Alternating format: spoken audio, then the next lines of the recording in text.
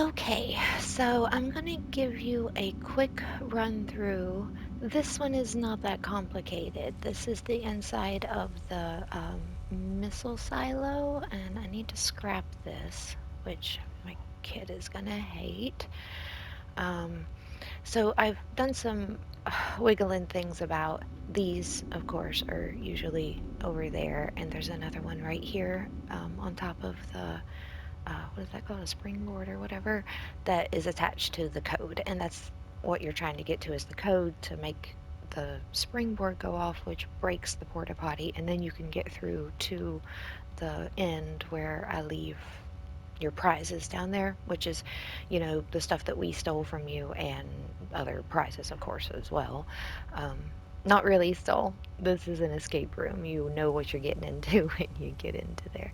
So, anyway, when you come down, you sit here because in the storyline in the script that I lost, there's a cabin up top, and you go into the meditation room and you drop down through. We capture you, so then you have to go underground, and underground leads you to here.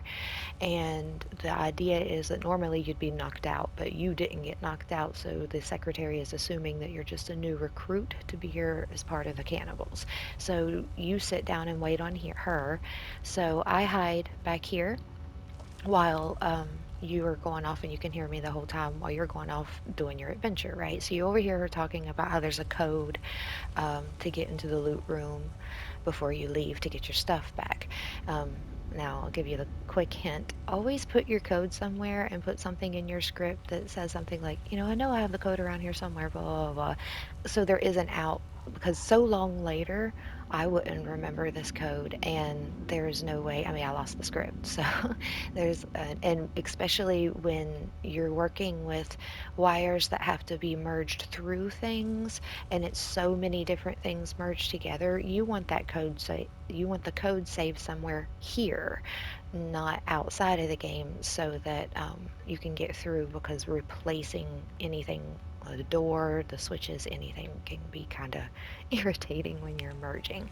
Okay, so I don't really remember what the script was, whether it was 13 and 15, and one of them was how many people live here, and one of them was how many plants I dropped off. This was the secretary in the patient's wing, so you count the plants that are sitting around. And then once you get in here, you hear a story about the little boy patient that is back here, keeps having nightmares, and he gets taken away from this place. So that's your way back out, since the door behind you locks and you can't get back out. You learn that that's how you can get back out. And he says it's the pipe hissing in his room, is what he hears. So you check out the pipe, and it sucks you into his nightmare. And once you're sucked into his nightmare, again, you got to figure out how to get out of his nightmare. So as you're looking around at everything, I mean, there's nothing of great detail. We're not going to focus too badly, but if you interact with everything and look around, if you sit here, you'll see I wake up when I hear music, right? So then you look around for what item you can interact with that will create music. And if you look closely, this is actually the piano.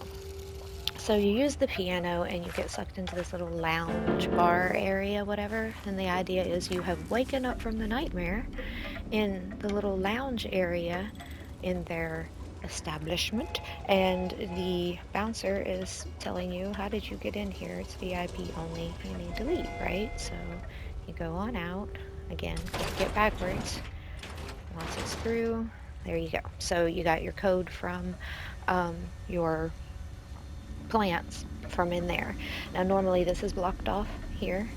So at this point, while you're in there, I remove the mannequin. So, like, if you were the one making an escape room, this is why you're hiding here, to give the story and to move this stuff around. So you're just going to store the item, and don't forget, if you put a walkie or anything in their hands, which I did, don't forget to store that item too, because they come back out and the walkie will be floating if you're not paying attention. So the next one was, again, those are supposed to be up against there. That's all blocked off, right? So you go downstairs to get this next part of the code, or the first part. I can't remember which one comes first, or it doesn't really matter either way, whatever the code is. And she says it's how many people live here. So one way you can guess is by counting the beds of how many people lives here. I just tried to kind of utilize the space. Cannibals. Um, so you can go by bedding, but if you just count beds and you're quickly going on and you're not clicking on everything that you can click on, then you'll miss the fact that there is like the boss's bedroom. So you do have to count that person as well.